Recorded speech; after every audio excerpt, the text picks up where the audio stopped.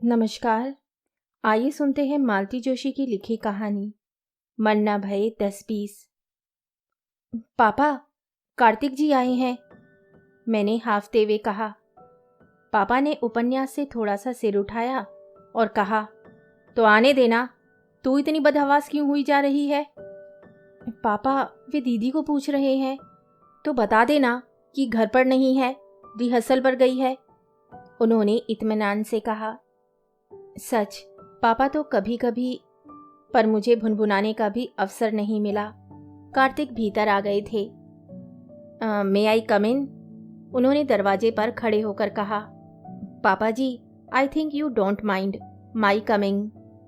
मैंने सोचा अब मुझे इस घर में ड्राइंग रूम से थोड़ा आगे भी प्रवेश मिल जाना चाहिए। क्यों नहीं बेटे, अब तो ये तुम्हारा अपना ही घर है, पापा ने अभ्यर्थना में उठते हुए कहा।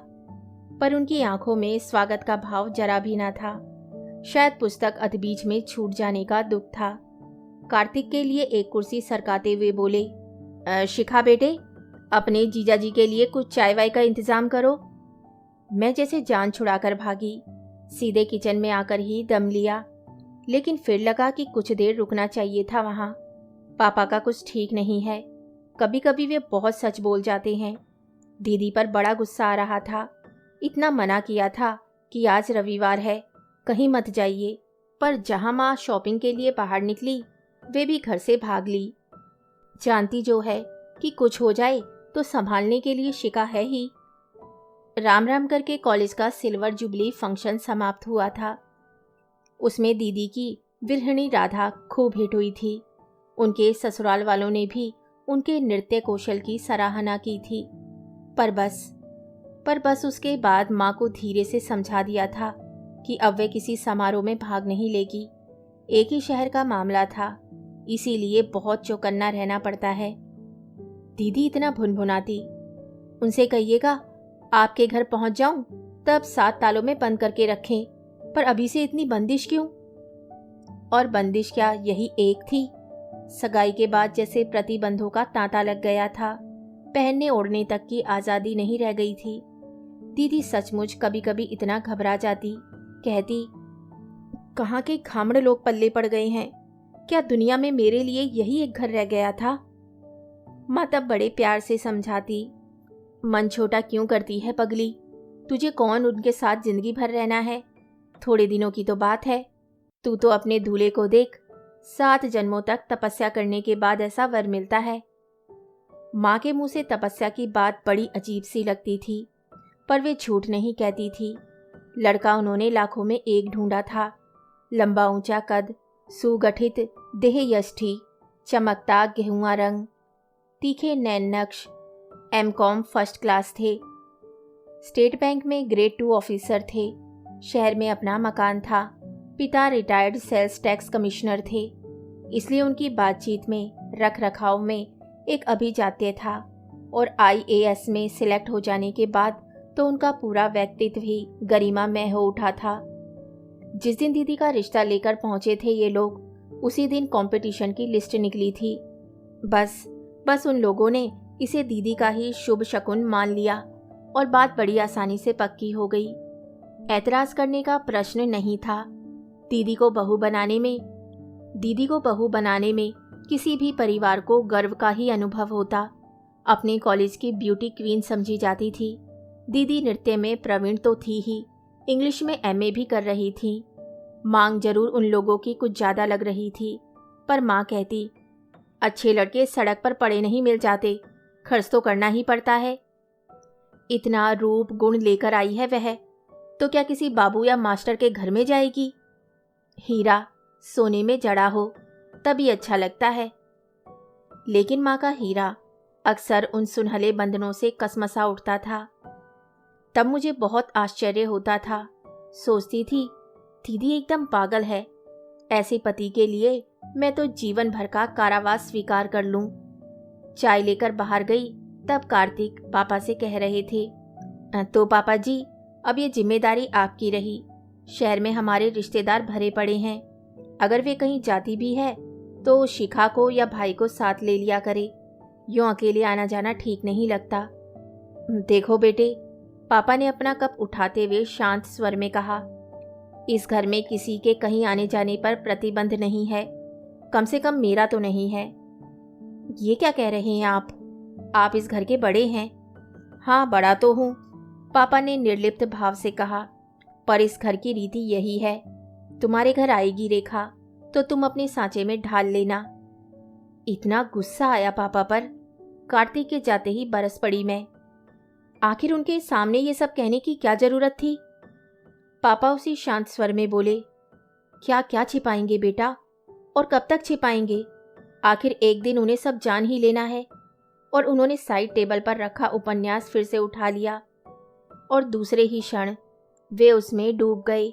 हताश हो अपनी मेज पर आकर बैठ गई मैं। फ्रांस की राज्य क्रांति मेरी प्रतीक्षा कर रही थी। वे ऊटपटांग नाम वैसे ही दिमाग में धंसते नहीं। हेनरी लोगो और लुई लोगो पर तो इतना गुस्सा आता है। क्या इनके माता पिता को नए नाम ही नहीं सूझते थे। मुझसे पूछते तो 100 बता देती, पर अब तो इन लोगों की कृपा से यूरोपियन हिस्ट्री एक भूल भुलैया बन गई है। पढ़ते पढ़ते दिमाग परेशान हो जाता है। तिस पर घर का माहौल ऐसा रहता है कि बस। मुश्किल से 2 पेज पढ़ पाई थी मैं कि आंधी की तरह भाई कमरे में घुस आए। ए शिखा, 3-4 गिलास शरबत तो बना झटपट। मैं मुंह बाएं उन्हें देखने लगी तो एकदम फट पड़े। क्यों, थोबड़ा क्यों लटक गया तुम्हारा। घर में शरबत नहीं है या गिलास गायब है। बना तो रही हूं बाबा, आप तो बस एकदम सिर पर सवार हो जाते हैं। पैर पटकती हुई किचन में चली आई। इन लोगों के रहते फर्स्ट क्लास तो क्या आएगी, पास भी हो जाऊं तो बहुत है। ट्रे में गिलास लगाकर नाश्ते की प्लेटें भी रख दी थी मैंने। भाई अंदर आए तो चकित रह गए। इतना शाही सरजाम, ये मेरे लिए तो नहीं हो सकता। कौन आया था। कार्तिक आए थे, मैंने सहमते हुए कहा। उनके लिए तो पलक झपकते ही सारा सामान तैयार हो जाता है, और मेरे दोस्तों के लिए 2 गिलास शरबत बनाते हुए भी लोगों की जान निकल जाती है। रखे रहो, हम गन्ने का रस भी पी लेंगे, उसी लायक तो हम हैं। और वे सचमुच बाहर चले गए। हक्की बक्की सी मैं ट्रे की तरफ देखती रह गई। अब ये इतना सारा शरबत फ्रिज में रख दूं और माँ आकर देख ले तो घंटों चीखती रहेगी। मैं तो खून पसीना एक करके कमा रही हूँ, तुम लोग इसी तरह मुझे तबाह करते रहो। पर उठाकर नाली में फेंक देने का भी तो मन नहीं होता। पापा, शरबत लेंगे। शरबत? अभी तो चाय ली थी बेटे, अब शरबत ले लीजिए। ले आओ। पापा की आदत इतनी अच्छी है, कभी जिरह नहीं करते। चुपचाप पूरा गिलास गटक गए। एक मैंने भी पी लिया, शेष दिल कड़ा करके नाली में उलट दिया। वैसे मुझे इतनी चिंता करने की जरूरत नहीं थी। भाई को जरा सा उलाना भर दे देती, एक ही सांस में सारे गिलास खाली कर जाते। अजीब से होते जा रहे हैं भाई आजकल। कब किस बात का बुरा मान जाएंगे, कब किस बात पर तूफान मचा देंगे, पता ही नहीं चलता। माँ तो अक्सर बाहर रहती है, दीदी कभी सामने पड़ती नहीं। बस मैं ही हाथ आती हूँ तो मुझी पर जब तब बरसते रहते हैं। यही भाई कभी कभी इतने निरी से लगते हैं कि प्यार आने लगता है। जीवन में इतनी असफलताओं का मुंह देखा है उन्होंने, और उसके लिए माँ के इतने व्यंग्य बाण झेले हैं कि कभी कभी डर सा लगने लगता है कि कुछ करना बैठे। शिखा, माँ की तीखी आवाज़ सुनाई दी तो मैंने खिड़की का पर्दा हटाकर देखा। वे सड़क पर खड़ी टैक्सी का बिल चुका रही हैं। बाहर आके देखा, एक बड़ा सा खोखा उनके पैरों के पास पड़ा है। इसे हाथ लगवा तो जरा, खूब भारी हो गया है। मरे टैक्सी वाले इतने उद्दंड हो गए हैं आजकल। टांगे वाला होता तो सीधे अंदर लाकर रखवा देता, उन्होंने हाफते हुए कहा। बक्सा सचमुच भारी था। फाटक से सीढ़ियों तक आते आते दम फूल गया। रेखा कहाँ है, उसे बुला ले जरा। दीदी घर में नहीं है। कहाँ चली गई है। उसे इतनी बार मना किया, इतवार को घर पर रहा करे। बेवकूफ़ है बिल्कुल। मैं चुप ही बनी रही। कहीं माँ को पता चला कि कार्तिक जी आकर लौट गए तो यहाँ सड़क पर ही शुरू हो जाएंगी। वे राजकुमार भी घर में नहीं होंगे। तुम्हारे पिताश्री तो हैं, उन्हीं को बुला लो। मैं पापा को बुला लाई। हम दोनों ने बड़ी मुश्किल से वह खोखा उठाकर भीतर रखा। माँ तब तक पंखे के नीचे बैठकर पसीना सुखाती रही। चाय पीते हुए माँ ने फिर पूछा, रेखा कहाँ है? मैंने बात बदलते हुए कहा, इतना सारा क्या लाई है, दिखाइए तो। डिनर सेट है स्टील का, जिंदगी भर को फुर्सत हो जाएगी। चीनी वाले में तो बड़ा रिस्क होता है, एक पीस टूटा कि सेट बर्बाद हो गया। माँ अपने प्रिय विषय पर आ जाए तो बोलती ही रहती है। बड़े उत्साह से उन्होंने सारी पैकिंग खोली और एक एक चीज मेज पर सजाने लगी। सेट सचमुच जोरदार था, 12 लोगों के लिए था। माँ का हर काम रॉयल ही होता है। एक एक प्लेट उठाकर मैं देखने लगी। सब पर कलात्मक अक्षरों में रूपरेखा कार्तिक कुमार अंकित था। आप तो नाम भी लिखवा लाई, मैंने कहा। ठीक रहता है, उन्होंने रहस्य भरे अंदाज में कहा। वह एक फुलझड़ी बैठी हुई है ना घर में, क्या पता कल को सबका सब उठाकर उसे दे दे। उन लोगों को दर्द थोड़े ही आएगा, पर अपनी तो खून पसीने की कमाई है। रेखा आ जाती तो उसे दिखा देते तो पैक हो जाता। तुम्हारे पिताश्री देखना चाहें तो बुला लो, वे तो साधु महाराज हैं, इन चीज़ों में उन्हें कोई इंटरेस्ट नहीं है। पर मुझे तो इसी दुनिया में रहना है ना। पर ये छोकरी गई कहाँ? वह आजकल भरतनाट्यम सीख रही हैं। आखिर मैंने कह ही डाला, हफ्ते में 3 दिन जाना पड़ता है। भरतनाट्यम कब से सीख रही है? कौन सिखा रहा है? किससे पूछकर सीख रही है? माँ तो एकदम बरस पड़ी। परेशानी की बात नहीं है माँ। पद्मनाभ की बहन 2-3 महीने के लिए आई हुई है, तो दीदी अपना पुराना शौक पूरा कर रही हैं। वहाँ कोई फीस थोड़े ही देनी पड़ती है। मैंने समझाने का प्रयास किया तो उसका उल्टा ही असर हुआ। वे और भी नाराज हो गई। फीस ना देनी पड़े तो माँ से पूछने की जरूरत नहीं है। ठीक है ना, पैसे कमाने की मशीन तो हूं मैं। मुझसे और कोई रिश्ता थोड़े ही है तुम लोगों का। और ये सज्जन घर में बैठे बैठे इतना भी नहीं देख सकते, लड़की कहाँ जा रही है, क्यों जा रही है। भरतनाट्यम सीखेंगी। और माँ उसके बाद जो शुरू हुई तो घंटे भर तक बंद ही नहीं हुई। यह करीब करीब हर छुट्टी का एक कार्यक्रम सा हो गया है। कोई ना कोई बात ऐसी हो ही जाती है कि माँ को बरसने का मौका मिल जाता है। भाई उस बमबारी से बचते रहते हैं। पापा अनसुनी करके अपने धैर्य की बाजी या पुस्तक में खो जाते हैं। लड़कियां बेचारी कहाँ जाएं, चुपचाप सुबकते हुए घर का काम करती रहती हैं या पढ़ाई की मेज पर सिर डालकर आंसू बहा लेती हैं। अगर माँ पहले वाली माँ होती तो मैं उनके गले में दोनों बाहें डालकर कहती, इतना नाराज क्यों होती है माँ? दीदी को अब यहाँ रहना ही कितने दिन है, उन्हें थोड़ी मनमानी कर लेने दो ना, फिर तो 4 दीवारी में बंद होना ही है। पर माँ आजकल इतनी अजनबी सी लगती हैं, उनसे तो बल्कि पापा ज़्यादा अपने लगते हैं। खासकर उस दिन तो पापा बहुत ही अपने लगे थे, जिस दिन माँ पहली बार नौकरी पर गई थी। सुबह स्कूल के लिए चलते समय माँ ने सारी बातें ठीक से समझा दी थी। चाबी सामने वाली कपूर आंटी के यहाँ मिलेगी, खाना अलमारी में ढका मिलेगा, स्टोव कोई नहीं जलाएगा, रेखा खाना लाएगी, शिखा प्लेटें उठाएंगी, विनय सबके यूनिफॉर्म तय करके रखेगा। छोटी छोटी हिदायतें थीं, पर हमारे छोटे से मस्तिष्क पर जैसे बोझ बन गई थी। स्कूल से लौटते हुए पैर मन मन भर के हो रहे थे। सबसे बड़े भाई कुल जमा 9 साल के थे, पर एक अनाम जिम्मेदारी की कल्पना ने उन्हें भी गंभीर बना दिया था। तुम लोग भीतर चलो, मैं चाबी लेकर आता हूँ। घर के पास आते ही उन्होंने कहा। पगिया का छोटा सा लकड़ी का फाटक ठेलकर भारी मन से हमने भीतर प्रवेश किया। बुझे बुझे मन से दरवाजे को देखा तो खुशी के मारे मेरी चीख निकल आई। सामने पापा मुस्कुराते हुए खड़े थे। फिर तो सारा काम पलक झपकते हो गया। पापा ने स्टोव जलाकर खाना गर्म किया, मैंने प्लेटें लगाई, दीदी ने खाना परोसा, भाई गिलासों में पानी भरकर लाए। खाना गर्म करने के बाद पापा ने अपने लिए चाय बना ली और हम लोगों के साथ बैठकर पीते रहे। सूने घर में लौटने की कल्पना, जो दिन भर मन पर बोझ बनी हुई थी, एकदम छूमंतर हो गई। शाम को थकी हारी माँ लौटी। घर से बाहर पहला दिन उन्हें भी भारी लगा था। हम लोगों के लिए ढेर सी टॉफ़ी ले आई थी वे। उन्हें ज़बरदस्ती हमारी जेबों में ठूसकर हमें अपने से चिपटाकर दिन भर के हालचाल पूछती रहीं। खुशी के आवेग में दीदी ने पापा की भी बात कह दी। छुपाने लायक उसमें कुछ था ही नहीं। माँ के चेहरे की मुस्कुराहट एकदम गायब हो गई। चेहरा एकदम तन गया। हम लोग सहमकर उनसे दूर हो गए। डर भी लगा, लेकिन शाम को खेलने चले गए तो सब कुछ भूल चुके थे। काश माँ भी सब कुछ भूल जाती, पर वे सारा काम करते हुए दरवाजे की ओर कान लगाई रही। तनी हुई मुद्रा में पापा की प्रतीक्षा करती रही। आप दोपहर में घर आए थे? आते ही माँ ने जवाब तलब किया। हाँ। क्यों? अपने घर आना कोई गुनाह है? लेकिन मुझे तो आप गुनहगार बना रहे हैं। तुमसे कुछ कहा है मैंने?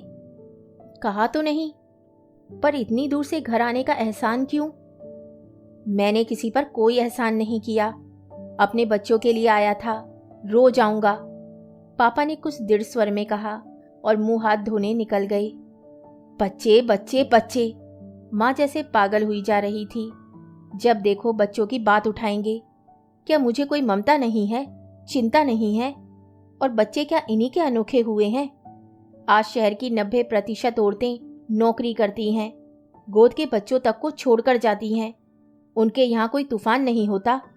मेरे बच्चे तो फिर भी बड़े हैं, पर इन्हें आत्मनिर्भर होने का मौका तो दे कोई।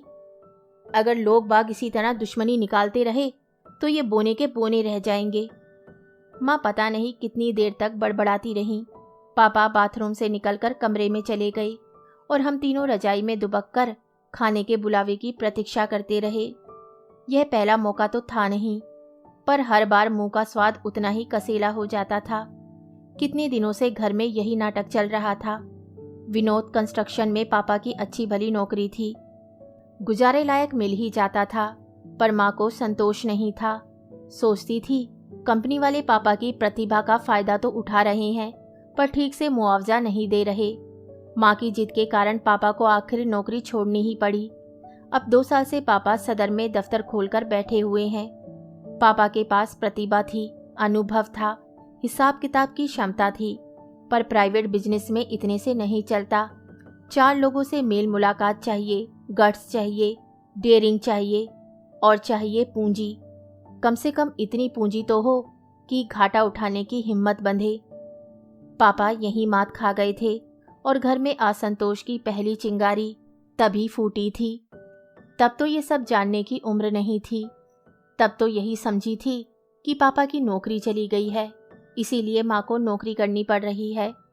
आस पड़ोस में भी यही सुन पड़ता था। दूसरे दिन भी पापा ने ही दरवाज़ा खोला था, पर पहले दिन की खुशी आज आधी रह गई थी।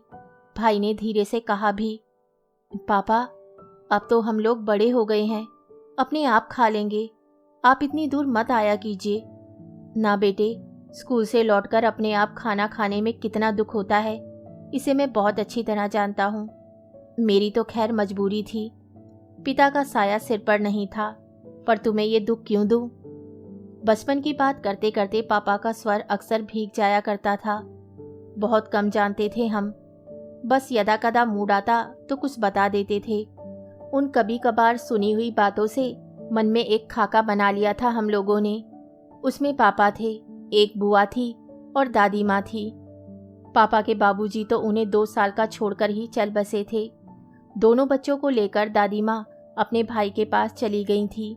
वहीं उन्होंने 8वीं की परीक्षा दी, ट्रेनिंग ली और फिर दोनों बच्चों को लेकर नौकरी के लिए निकल पड़ी थी। दादी माँ को मैंने नहीं देखा, भाई के जन्म के कुछ दिन बाद ही चली गई थी।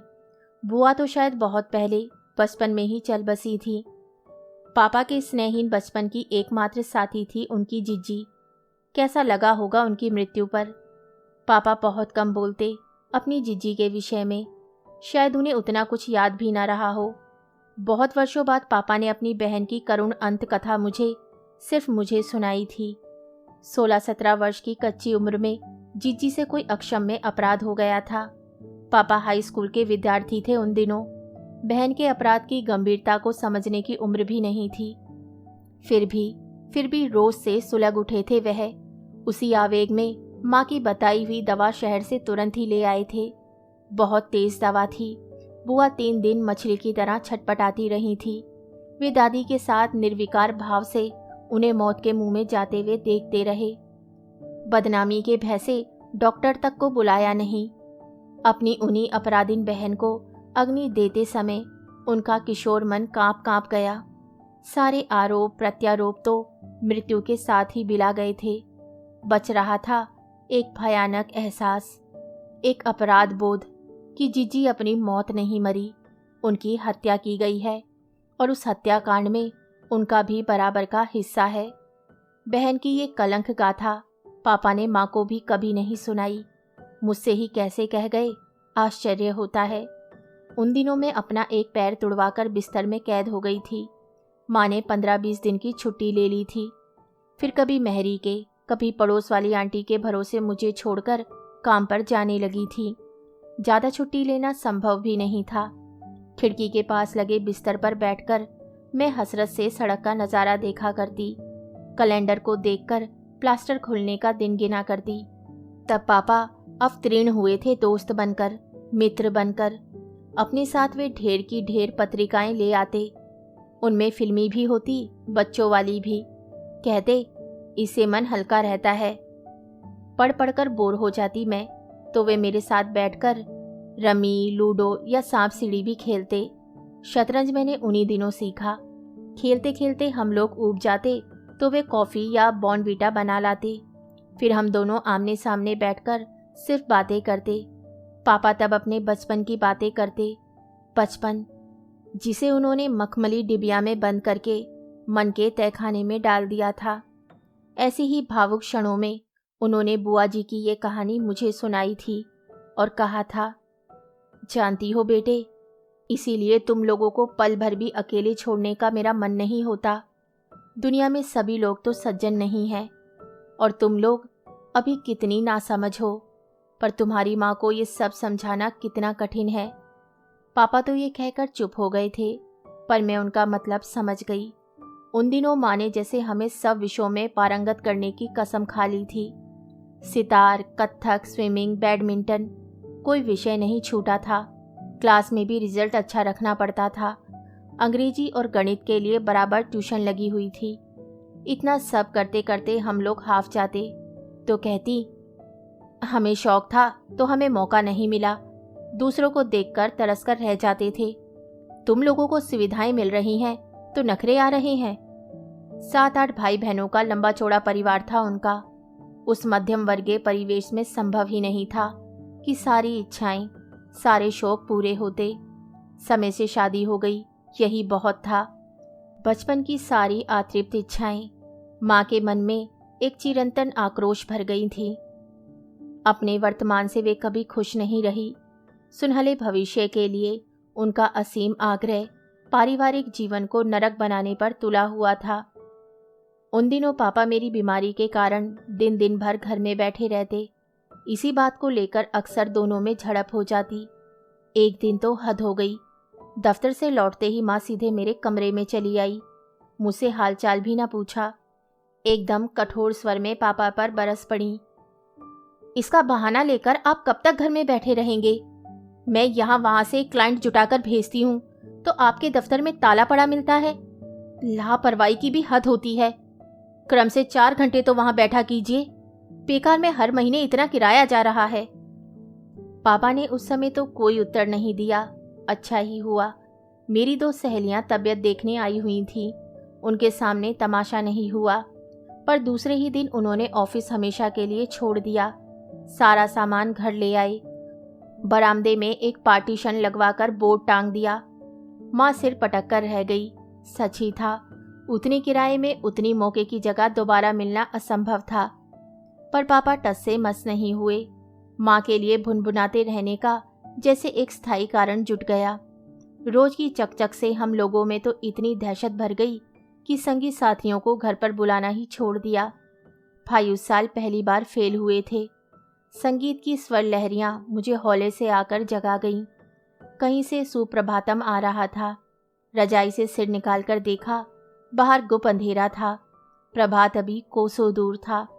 अपनी उनींदी आंखों को थोड़ा और कष्ट दिया, तब देखा दीदी 2-in-1 को हृदय से लगाए निस्पंद पड़ी हैं। ध्यान से सुनने पर गीत भी समझ में आ गया। विनय पत्रिका की शिव स्तुति थी। कर्नाटक शैली में गाई जा रही थी। कंबु कुंदेंदु कर्पूर गौरम शिवम। संगीत मुझे भी अच्छा लगता है, पर समय समय से, ये थोड़े ही कि आधी रात से उठकर शुरू हो जाओ। मैंने हाथ बढ़ाकर टेप बंद कर दिया तो दीदी की तंद्रा टूटी। दुष्ट, उन्होंने हाथ में चिकोटी भरते हुए कहा। सोने दो यार, क्या आधी रात से रागमाला लेकर बैठ गई? मैंने कहा। आधी रात नहीं, 4 बज रहे हैं, जरा ध्यान से सुन तो। खास तुझे सुनवाने के लिए टेप लेकर आई हूँ। मजबूरन सुनना ही पड़ा, नया सेट किया है। हाँ, फिर किसी प्रोग्राम का चक्कर तो नहीं है? कार्तिक जी मना कर गए हैं। प्रोग्राम के लिए मना किया है, सीखने पर कोई बंदिश तो नहीं है ना? लेकिन व्यर्थ में करने से लाभ क्या है दीदी? नृत्य 4 दीवारी में बंद रखने की विद्या तो है ही नहीं। 4 दीवारी में बंद रहने की अभी कसम तो नहीं ली है ना मैंने, दीदी ने तैश में कहा और फिर एकदम भावुक होकर बोली। उसके सीखने में भी एक आनंद है शिखी, इतना ग्रेस है इस नृत्य में। सच, रेणु दीदी को नाचते हुए देखती हूँ तो अपने इतने सालों का सीखा कथक व्यर्थ लगने लगता है। दीदी एक निश्वास लेकर कैसेट से खिलवाड़ करती रही और फिर वही गीत बज उठा जो अभी रजत जयंती समारोह में बहुत सराहा गया था। श्याम सो हमारी राम राम कहियो। दीदी की भाव अभिव्यक्ति उस समय देखते ही बनती थी। थोड़ा सा दक्षिण भारतीय पुटलिए, पद्मनाभ का मखमली स्वर और भैरवी की भाव प्रवण स्वरावली। सच, आंसू निकल आए थे मेरे तो। दीदी की मुंदी पलकों पर इस समय भी कुछ बूंदें चमक रही थी। शायद वे लौट गई थी अपनी विरहणी राधा की भूमिका में। गीत समाप्त होने के बाद भी उनकी तंद्रा टूटी नहीं। मैंने ही बटन ऑफ किया। He is an angel really, उन्होंने जैसे अपने आप से कहा। कौन? यही पद्मनाभ। कभी कभी मुझे लगता है शिखी कि कोई शापग्रस्त गंधर्व ही मेरे लिए इस पृथ्वी पर आ गया है। वह भी शायद यही सोचता हो। क्या? यही कि कोई शापग्रस्त अप्सरा उसके सुरों पर थिरकने के लिए धरती पर उतर आई है।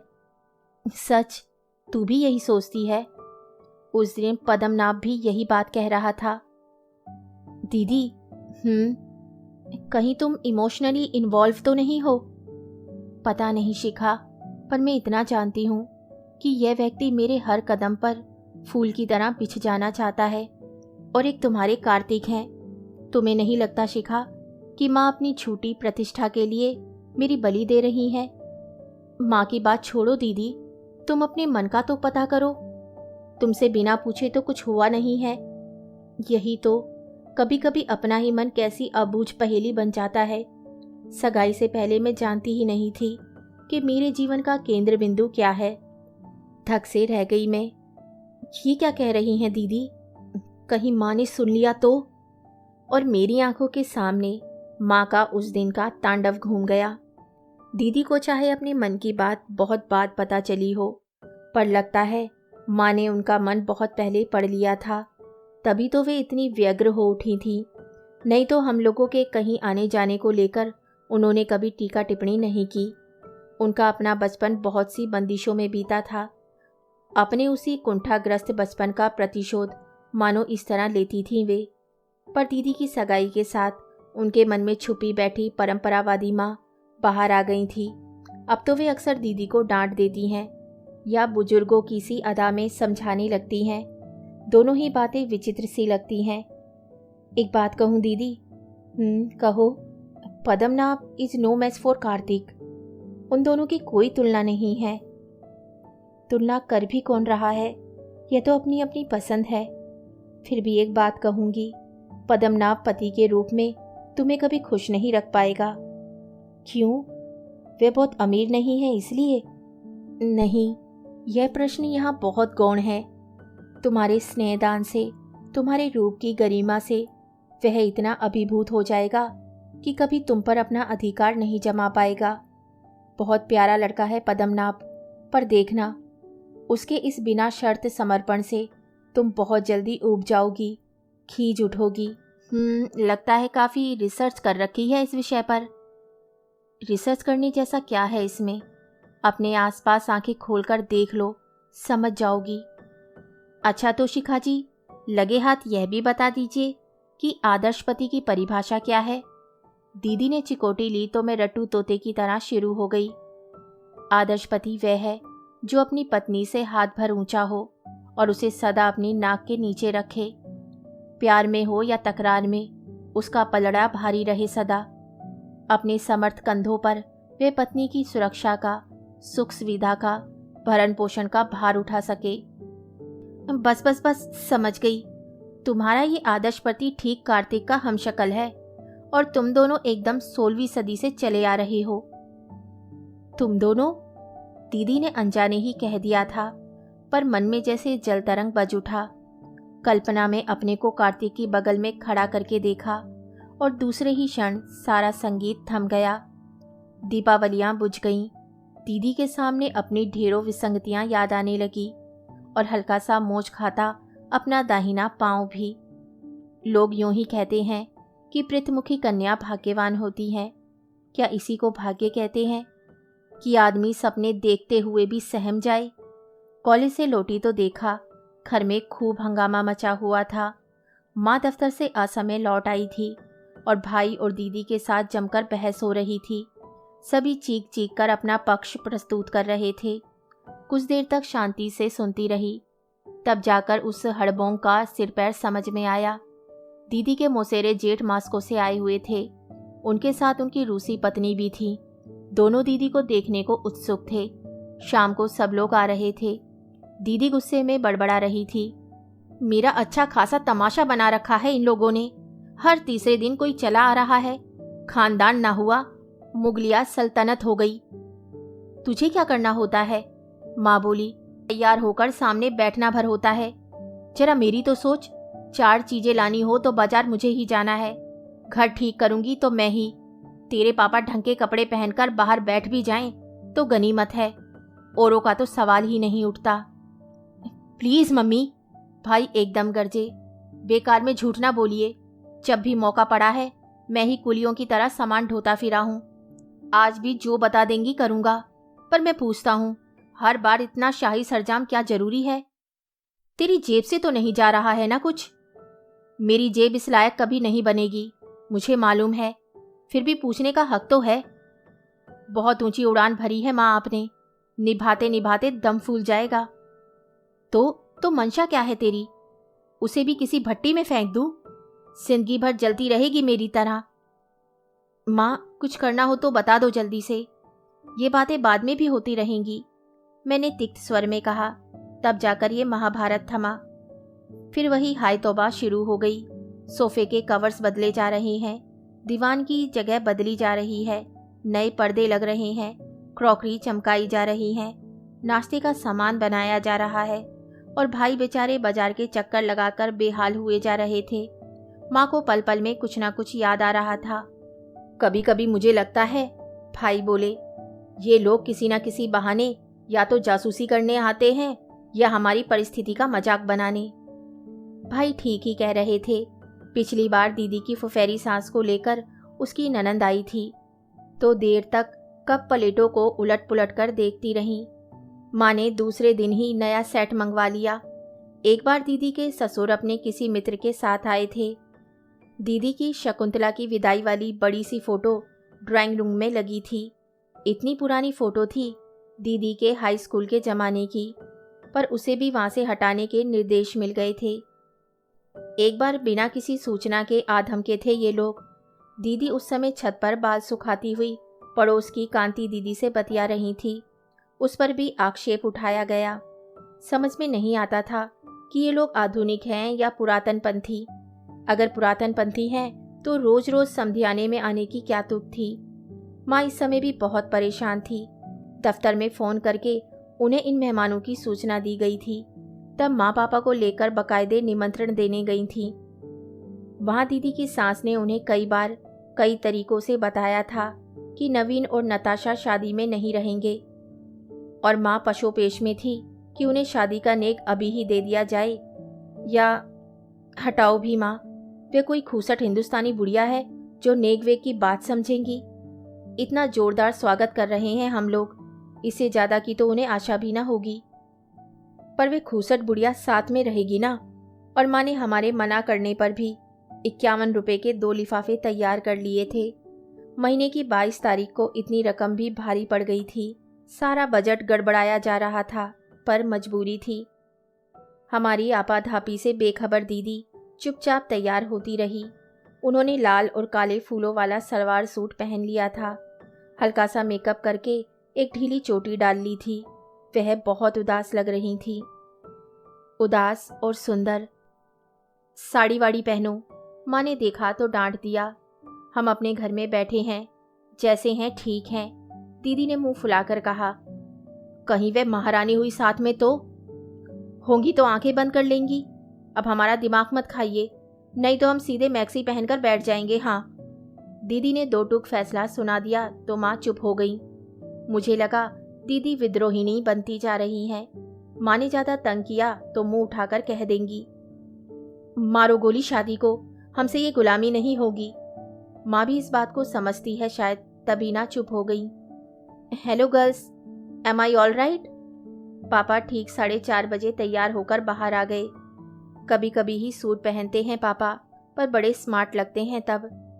भाई आप भी तैयार हो जाइए ना, मैंने कहा। हम ऐसे ही ठीक हैं, भाई ने कुर्ते की बाह से माथे का पसीना पोंछते हुए कहा। हमें तो बैरागिरी करनी है, साहब बहादुर को हमसे बात तो करनी नहीं है। भाई हमें तो बैरागिरी करनी है, साहब बहादुर को हमसे बात तो करनी नहीं है। बेकार कपड़ों की क्रीज खराब करें। अपनी योग्यता तो बढ़ाओगे नहीं और फिर इसी तरह इन्फीरियरिटी कॉम्प्लेक्स में सड़ते रहोगे। प्लीज़ माँ, मैंने कहा तो माँ चुप हो गई। पर उतनी देर में भाई का चेहरा कितने ही रंग बदल चुका था। ठीक 5 बजे कार्तिक की गाड़ी दरवाजे पर थी। मैं कमरे में तैयार हो रही थी। उत्सुकतावश खिड़की से झांक कर देखा तो वे अकेले ही थे। एडवांस गार्ड बनकर आए होंगे शायद, यहाँ की व्यवस्था ठीक ठाक करने के लिए। जल्दी से चेहरे पर पाउडर का एक हाथ फेरकर मैं किचन में आ गई। सब कुछ एकदम तैयार था, बस मेहमानों के आने भर की देर थी। तभी सुना वे पापा से कह रहे हैं, वो नवीन भैया से मिलने बहुत सारे लोग आ गए थे घर पर। माताजी बोली रेखा को यहीं ले आओ। परम पूजनीय माताजी के एक आदेश से दिन भर की दौड़ धूप व्यर्थ हो गई थी। 150 रुपयों का भुर्ता बन गया था। अपमान, घोर अपमान से सुलग उठी मैं। भाई की ओर देखा तो उनका चेहरा भी तमतमा आया था। मैं जाऊं माँ? दीदी जब पूछने के लिए आई तो वे एकदम फट पड़े। जाओ, और ये सब कबाड़ भी साथ लेती जाओ, बुढ़िया के सिर पर पटक मारना। बड़ी मुश्किल से माँ ने उनके मुंह पर हाथ देकर उन्हें चुप कराया। दीदी माँ के साथ बाहर के कमरे में गई और दूसरे ही क्षण लौट आई। अब क्या हुआ? मैंने पूछा। होना क्या था? मैंने तो पहले ही कहा था कि साड़ी पहन लो। अच्छा नहीं लगता, पर यहाँ तो सब अपनी मर्जी की मालिक है ना, माँ बुदबुदाई। उस समय माँ को बुरी तरह घुड़क देने वाली दीदी अब चुपचाप कपड़े बदलने चली गई थी। जरा उनके पास बैठ तो बाहर, तेरे पापा तो उठकर चले गए हैं। ठीक तो था, पापा नहीं सह पाए होंगे यह अपमान। कोई भी नहीं सहेगा। मेरे जाते ही वे उठने को हुए और एकदम संभल गई। मैं समझा रेखा है। दीदी तैयार हो रही हैं, मैंने सपाट स्वर में कहा। वे चुपचाप कुर्सी पर आसन बदलते रहे, अधीरता से कभी दीवार घड़ी को और कभी कलाई घड़ी को देखते रहे। She takes lot of time, वे बुदबुदाए। दीदी तो समय से तैयार हो गई थी। देर तो आपकी जिद के कारण हो रही है, मैंने उद्दत स्वर में कहा। पहली बार ही समझदारी बरत लेती तो दूसरी बार कष्ट नहीं उठाना पड़ता। क्यों? ना समझी कि कौन सी बात हुई है? सलवार सूट कोई गैरवाजिब ड्रेस है क्या? जानते हैं, पंजाब में दुल्हन फेरे तक इसी पोशाक में लेती है। मैं पंजाबी नहीं हूँ, उन्होंने दृढ़ता से कहा। और आपकी ये मास्को वाली भाभी, वे तो शायद इतने भी कपड़े ना पहनती होंगी। मैं रूसी भी नहीं हूँ, उन्होंने सख्त लहजे में कहा। मैं, मेरा परिवार खालिस हिंदुस्तानी है और रेखा उसी परिवार की बहू की हैसियत से वहाँ जा रही है। अच्छा हुआ, दीदी बाहर आ गई और ये अप्रिय प्रसंग वहीं समाप्त हो गया। दीदी ने माँ की एक कामदार बनारसी साड़ी पहन रखी थी। बालों में ढेर सा तेल डालकर कसकर जूड़ा बांध लिया था, हाथों में ढेर सी चूड़ियां डाल ली थी और गले में मोतियों की सतलड़ी। अब तो ठीक है? उन्होंने व्यंग्य से पूछा। अभी कहाँ दीदी, मैंने कहा और उठकर साड़ी के चौड़े बॉर्डर से सिर खूब आगे तक ढक दिया। अब ठीक है, पता तो चले कि खानदान की बहू चली आ रही है। मुझे आग्नेय दृष्टि से घूरते हुए चले गए कार्तिक, पर मुझ पर कोई असर नहीं हुआ। पौरुषीय अधिकार और अहंकार का प्रतीक यह देव पुरुष मेरी दृष्टि में कई सीढ़ियां नीचे उतर आया था। हो सकता था मेरी उद्दंडता से यह शादी टूट भी जाती, पर उसका भी मुझे दुख नहीं था। शायद किसी को भी ना होता। माँ को छोड़ कोई भी तो इस शादी से खुश नहीं है, यहाँ तक कि दीदी भी नहीं। लेकिन फिर मिमियाती सी उनके पीछे क्यों चली गई दीदी? छोकरी चला, अपनी पार्टी उड़ जाए। मैंने चौंक कर देखा, भाई ने पूरी सेंट्रल टेबल प्लेटों से भर ली है और सोफे पर पालती मारकर बैठ गए हैं। बहुत अच्छे मूड में लग रहे थे, जबकि मेरा अपना मूड एकदम ऑफ हो रहा था। भाई का मन रखने के लिए मैं भी एक कुर्सी लेकर बैठ गई। सबसे पहले मैंने रसगुल्ला उठाया। मेरी फेवरेट डिश थी, पर मुंह में रखते ही उसका स्वाद कड़वा हो गया। दिन भर की दौड़ धूप याद आते ही मेरा पारा फिर चढ़ने लगा। भाई, मैंने तैश में कहा, ये पीली कोठी वाले आखिर हमें समझते क्या हैं? वे हमें संसार का सबसे निकृष्ट जीव समझते हैं। भाई ने शांति से एक समोसा गपकते हुए कहा। अगर हम इतने ही निकृष्ट हैं तो हमारे यहाँ रिश्तेदारी करने की जरूरत ही क्या थी? मैं इस तरह ताव खा रही थी जैसे सामने दीदी के ससुर ही बैठे हों। देखो शिखा, बात यह है कि छोटे घर की बहू लाने में बड़ी सुविधा रहती है। सुविधा? हाँ, एक तो सुंदर सी बहू मिल जाती है, फिर वह और उसके घर वाले जिंदगी भर दबे दबे रहते हैं। क्यों दबे रहेंगे? कोई उनके घर का खा रहे हैं? सच, दीदी पर इतना गुस्सा आ रहा था आज। एक बार तो अकड़ जाती, उन्हें भी पता तो चलता कि हमें भी कुछ स्पार्क है। गूंगी गाय की तरह चली गई चुपचाप। तू होती तो तू भी चली जाती। मैं? My foot. आत्मसम्मान भी कोई चीज होती है भाई। होती क्यों नहीं, पर उससे भी बड़ी एक चीज होती है, सुरक्षित भविष्य। होती होगी, पर अपना सम्मान देकर कोई उसे खरीदता नहीं। अभी छोटी है ना तू, थोड़ी समझ आ जाएगी तो जान जाएगी कि किसी भी कीमत पर यह सौदा महंगा नहीं है। किसी भी कीमत पर? और दीदी कितनी बड़ी कीमत चुका रही है। सिर्फ आत्मसम्मान ही नहीं, उन्होंने तो अपना सब कुछ दांव पर लगा दिया है। मैंने कहा, भाई जानते हैं दीदी ने एक दिन क्या कहा था? कह रही थी कि माँ अपनी झूठी प्रतिष्ठा के लिए मेरी बलि दे रही हैं। शिखा, भाई ने शांत भाव से केला छीलते हुए कहा, तूने कभी किसी बलि पशु को इतने इत्मीनान से वेदी की ओर जाते देखा है? अपनी 5 बहनों में माँ सबसे सुंदर थी। अब भी उनके रूप की आभा वैसी ही है। परिस्थितियाँ या चढ़ती आयु उसे जरा भी धुंधला नहीं कर पाई हैं। लेकिन नाना जी इतने बड़े आदमी नहीं थे कि उनकी अपार रूप संपदा के साथ न्याय कर पाते। अपनी समझ से उन्हें खाते पीते घर के इकलौते डिप्लोमाधारी बेटे से ब्याह कर वे संतुष्ट हो गए थे। पिता की इस अक्षमता को माँ कभी क्षमा नहीं कर पाई। जब भी कभी प्रसंग छिड़ता, वे निशंक होकर अपना आक्रोश उगल देती। हम लोग सुनने वाले ही हतप्रभ रह जाते। इसीलिए जैसे माँ ने कसम ले ली थी कि वे अपने बच्चों के साथ इस तरह का अन्याय नहीं होने देगी। दीदी के लिए तो उन्होंने बरसों पहले से कहना शुरू कर दिया था कि देखना, इसके लिए ऐसा दूल्हा लाऊंगी कि सब देखते रह जाएंगे। और माँ ने अपना कहा सच करके दिखाया। पर इधर कुछ दिनों से उनका आत्मविश्वास डगमगाने लगा था। बाजार इतना ऊंचा चढ़ गया था कि एस्टीमेट बार बार गड़बड़ा रहा था। फिर सगाई से शादी तक का फैसला बेवजह लंबा खिंचता चला जा रहा था। उसे निभाते हुए माँ के छक्के छूट रहे थे। रस्मों रिवाज निभाने में कितने रुपए फूक गए थे, उसका तो कुछ हिसाब ही नहीं था। और फिर वहाँ से नित नए सुझाव, नए संकेत मिल रहे थे। लगता था इससे तो अच्छा था हार्ड कैश तय हो जाता, एक मुश्त देकर छुट्टी पा जाते। पापा शुरू से इस संबंध के विरुद्ध थे, पर माँ ने आदित्य मामा की सलाह से ये रिश्ता पक्का किया था। उन्हीं की बैंक में कार्तिक थे और मामा जी जानते थे कि लड़का होनहार है। वैसे भी आदित्य मामा की बात इस घर में पत्थर की लकीर थी। गुणी आदमी थे, हर समस्या का समाधान उनके पास था। यूं तो बहुत दूर दराज के भाई थे माँ के, पर एक ही शहर में होने से अपनापा बहुत था।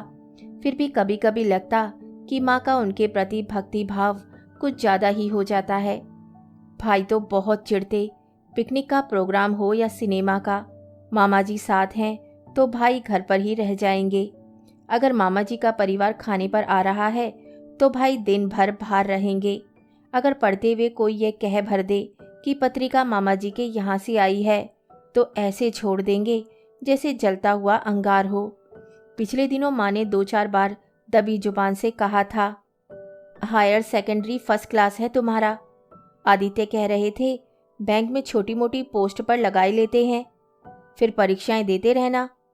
भाई सुनते ही एकदम बिफर उठे थे। फुटपाथ पर भीख मांग लूंगा माँ, पर वहां नौकरी नहीं करूंगा। छोटी थी तो भाई का यह आचरण बड़ा अस्वाभाविक सा लगता था। मामा जी के बंगले का, कार का, टीवी का तब ऐसा ही आकर्षण था, पर जब से होश संभाला है तब से लगता है मैं भी लड़का होती काश, तो भाई की तरह खुलकर कह सकती थी, आई हेट पापा, not for his poverty but for his patience. उन्हीं सवनाम धन्य आदित्य मामा का एकाएक ट्रांसफ़र हो गया था और माँ परेशान हो रही थी कि अब कैसे क्या होगा। उस दिन माँ शाम को दफ्तर से लौटकर चाय पी रही थी। मैं और दीदी भी उनका साथ दे रहे थे। पापा उसी समय बाहर से लौटे। पापा का कहीं भी आना जाना इतना चुपचाप होता था कि घर में कोई गहमा गहमी नहीं होती थी। मैंने ही आवाज़ देकर उन्हें चाय के लिए टेबल पर बुला लिया। बाएं हाथ से अपना कप उठाते हुए दाएं हाथ से उन्होंने जेब से कुछ निकाला और माँ के सामने रखते हुए बोले, ये कुछ रुपए हैं, देखा कि शादी के लिए रख छोड़े थे। शिखा की करोगी तब भी कुछ देने की कोशिश करूँगा। मैंने नज़र उठाकर देखा, बैंक ड्राफ्ट था 15,000 का, माँ के नाम। हम सभी स्तब्ध थे। पापा जो इतने बेचारे से थे, छोटी मोटी फरमाइशें लेकर भी जिनके पास जाते समय संकोच होता था, वे इतनी रकम एक साथ दे सकते हैं। उनका इतना बड़ा बैंक बैलेंस होगा ये कभी सोचा भी नहीं था। सच तो यह है कि उनका इस प्रकार तटस्थ भाव से रुपए देना बड़ी अजीब सी बात थी, पर इस पर हमने गौर ही नहीं किया। बचपन से ही जब भी कुछ करने की कल्पना की है, जहन में माँ की तस्वीर ही उभरी है। घर का माहौल ही ऐसा बन गया था। पापा का जो भी योगदान था वे इतना मौन होता था कि कभी सतह पर आया ही नहीं। इस स्थिति को माँ ने ही जन्म दिया था। सारी समस्याओं की सलीब कंधे पर उठाकर वे अकेले ही घूमती रहीं। उनकी बातचीत का लहजा तक मैं से भरपूर हो गया था। मैंने बच्चों का एडमिशन करवाया, मैंने ट्यूटर से बात की, मैंने वाइट वॉश कराया, मैं डिस्टेम्पर करवाऊंगी, मैंने अमुक लड़का रिजेक्ट किया, मैंने ये रिश्ता पक्का किया। घर, परिवार, बच्चे, कोई भी विषय हो, पापा को साथ लेकर उन्होंने कभी सोचा ही नहीं। शादी भी उन्होंने अपने बलबूते पर तय की थी, पर उनका आत्मविश्वास डगमगाने लगा था। संकट की इस घड़ी में पापा उन्हें देवदूत से लगे हों तो आश्चर्य नहीं। 15,000 कोई बड़ी रकम नहीं थी आयोजन को देखते हुए, पर उसी के सहारे वे पापा को पा गई थी। पहली बार उन्हें लगा कि हमारी बेटी की शादी है। पूरे विवाह समारोह में वे पापा पर इस तरह निर्भर रही कि देखकर अच्छा लगा। पहली बार लगा कि पापा बाहैसियत पापा इस घर में है। दीदी पता नहीं कैसी होती जा रही थी। घर में इतनी इतनी बातें हो रही हैं, पर उन्हें जैसे किसी से कुछ सरोकार ही नहीं। उनकी ससुराल से रोज अजीब अजीब प्रस्ताव चले आते हैं। सुनते ही हर कोई रोज से उबल पड़ता है, पर उन पर कोई असर नहीं होता। वे एक शहीदाना भाव चेहरे पर ओढ़े चुपचाप हमारी भाग दौड़, हमारी परेशानियां देखती रहती हैं। सबसे ज़्यादा हैरत तो उस दिन हुई जिस दिन मकान की रजिस्ट्री हुई थी। ये घर, यह घर, यह मकान हम लोगों के लिए सिर्फ ईंट गारे की इमारत तो नहीं है, इससे हमारी जाने कितनी भावनाएं जुड़ी हैं। ये दादी माँ की एकमात्र निशानी है, उनके गाढ़े पसीने की कमाई है। कठिन से कठिन समय में भी पापा ने इसे हाथ नहीं लगाया था। पर दीदी की शादी में यह भी हो गया। उसे बैंक के पास रहन रखने का सुझाव आदित्य मामा ने ही दिया था। सुनते ही मेरे कलेजे पर तो सांप लौट गया था। रजिस्ट्री पेपर्स पर हस्ताक्षर करते हुए पापा की आंखें छलछला आई थीं, पर दीदी के चेहरे पर विषाद की एक रेखा भी नहीं उभरी। वे जड़वत बैठी रहीं, जैसे ये सारी उठापटक किसी और के लिए हो रही हो। दिनों दिन एक आबूझ पहेली बनती जा रही है वह। अभी पिछले मंगलवार की बात है, मैं बड़े मनोयोग से स्काईलार्क का एप्रिशिएशन लिख रही थी। दूसरे दिन ट्यूटोरियल था। हमेशा अच्छे से अच्छा लेने का मेरा नियम था।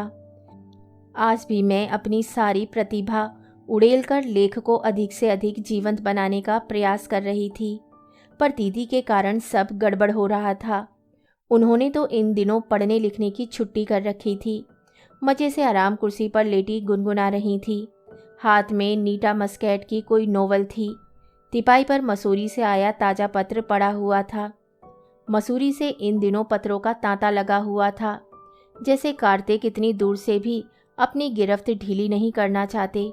दीदी नियम से पत्रों का उत्तर देती हैं और फुर्सत से बैठकर दर्द भरे गीत गाया करती हैं। उनकी ये संगीत साधना ही कभी कभी सिरदर्द बन जाती है। अब भी मेरा मन हुआ कहूँ, दीदी प्लीज़ थोड़ा तो रहम करो। माना आप बहुत बड़ी डांसर है, पर गाना आपके बस का नहीं है। इसे हम गरीबों के लिए छोड़ दो। पहले वाली बात होती तो बेधड़क कह देती और दीदी से तुर्की बतुर्की जवाब भी मिल जाता, पर अब कहते एकदम संकोच हो गया कि दीदी पता नहीं क्या सोच लेंगी कि मुझे अपने सुरीले कंठ पर नाज हो गया है, तभी ऐसा कह रही हूँ। नाज तो सचमुच है।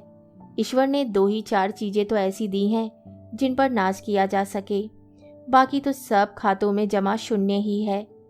मेरा संगीत और दीदी का नृत्य दोनों ही परिवार के लिए गर्व का विषय था। दीदी के साथ हमेशा मैं ही गाया करती थी। दिन भर हम लोग रिहर्सलों में खोए रहते। तब इस बात की कसम भोतरी पड़ जाती कि मैं कभी दीदी की तरह नृत्य नहीं कर सकूंगी। पर इधर 2-3 वर्षों से दीदी को ये दिव्य ज्ञान प्राप्त हो गया है कि मेरी आवाज़ बहुत महीन है, वाद्य यंत्रों में खो जाती है। नृत्य के साथ तो ओजपूर्ण स्वर होना चाहिए, तभी बात बनती है।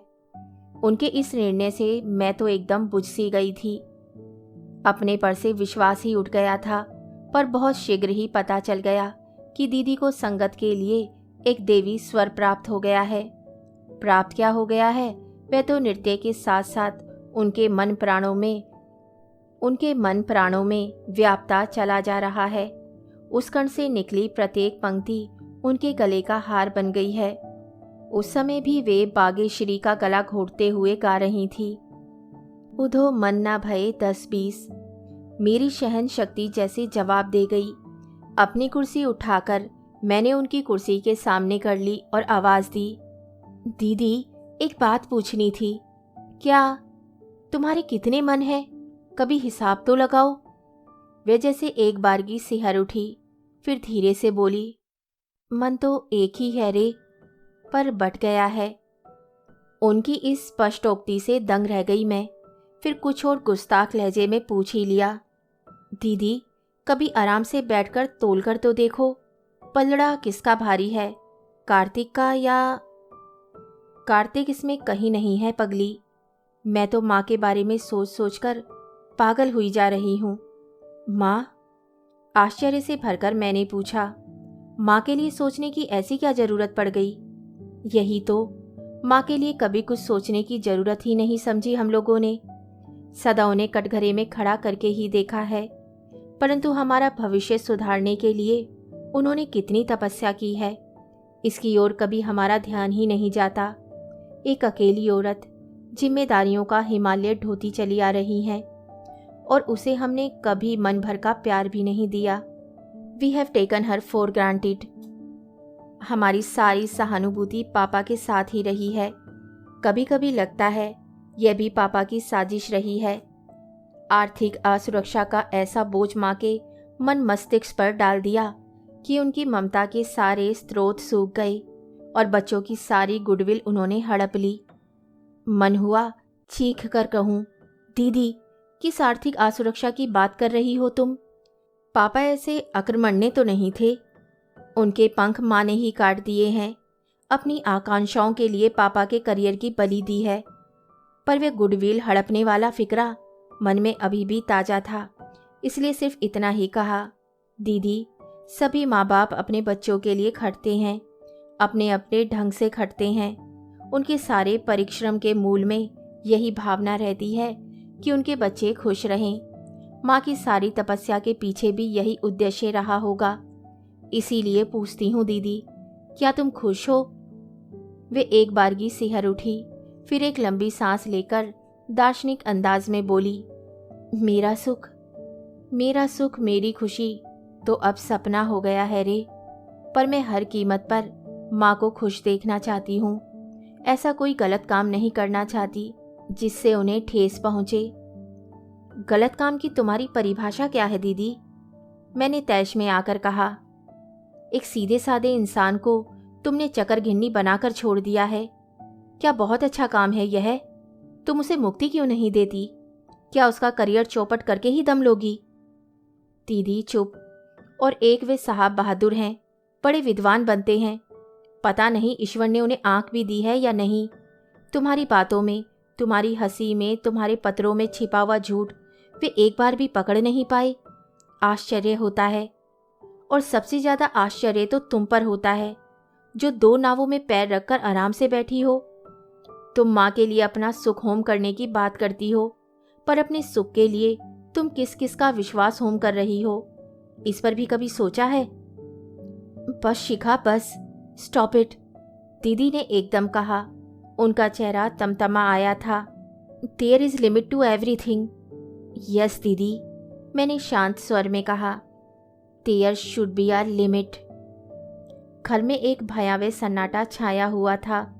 मेरे मन में तो यह सन्नाटा दीदी की विदा से बहुत पहले व्याप गया था।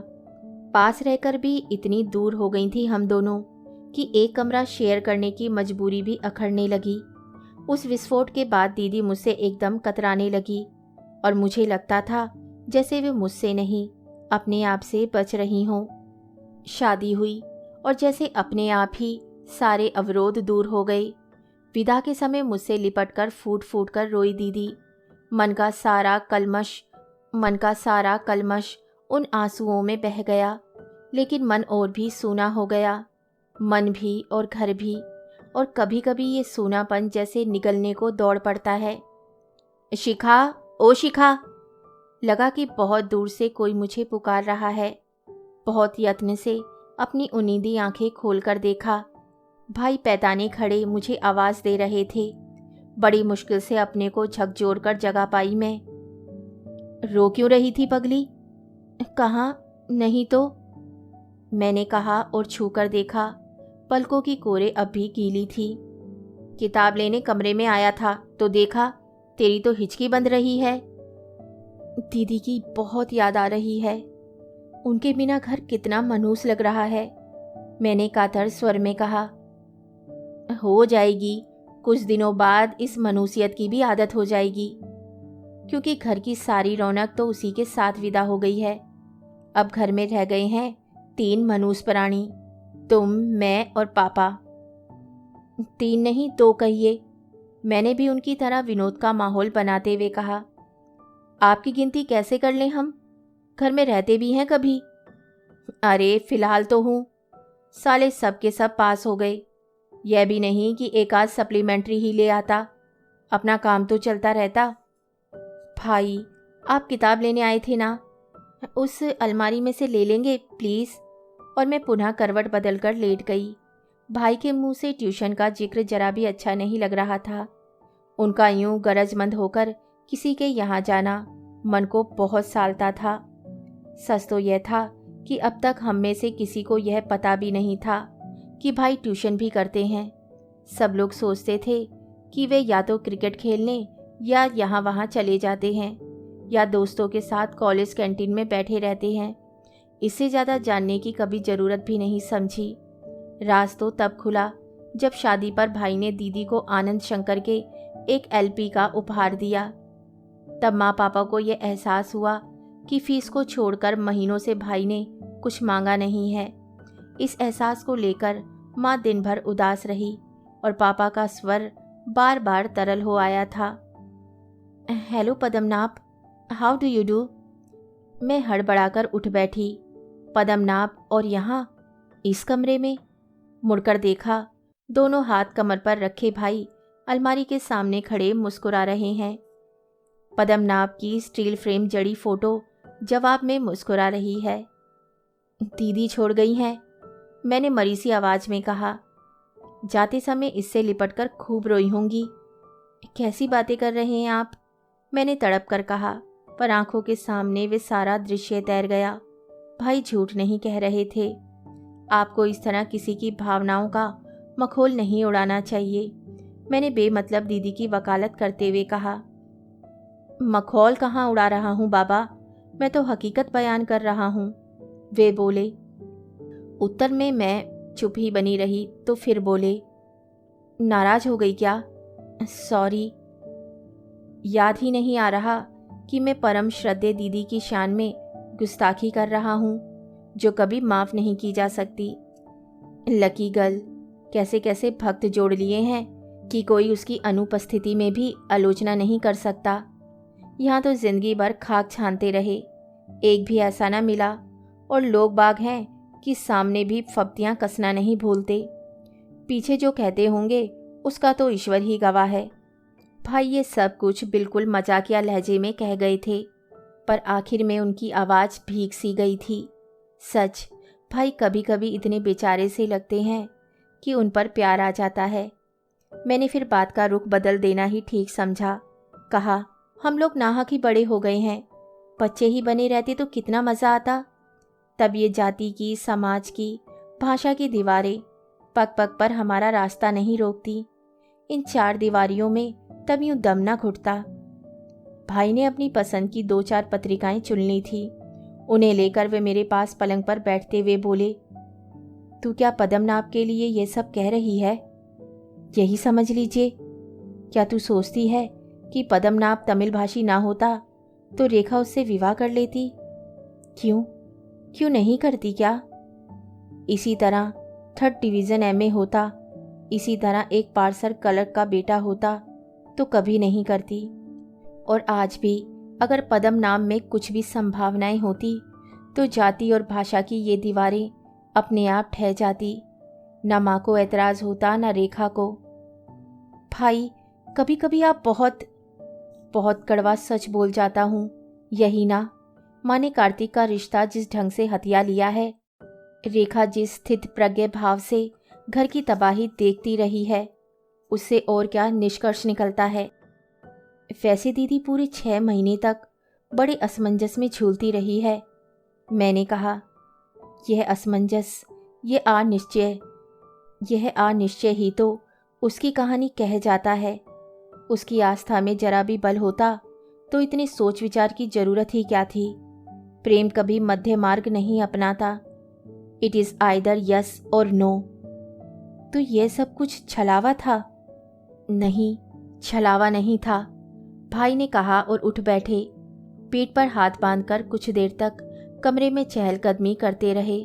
फिर उसी तरह चहलकदमी करते हुए बोले, जानती हो शिखा, ये बड़े आदमियों की बीवियां ऐसा एकाध प्रेम प्रसंग पाल लेती हैं। अच्छा रहता है, कभी वक्त बेवक्त उदास होने के लिए एक कारण मिल जाता है।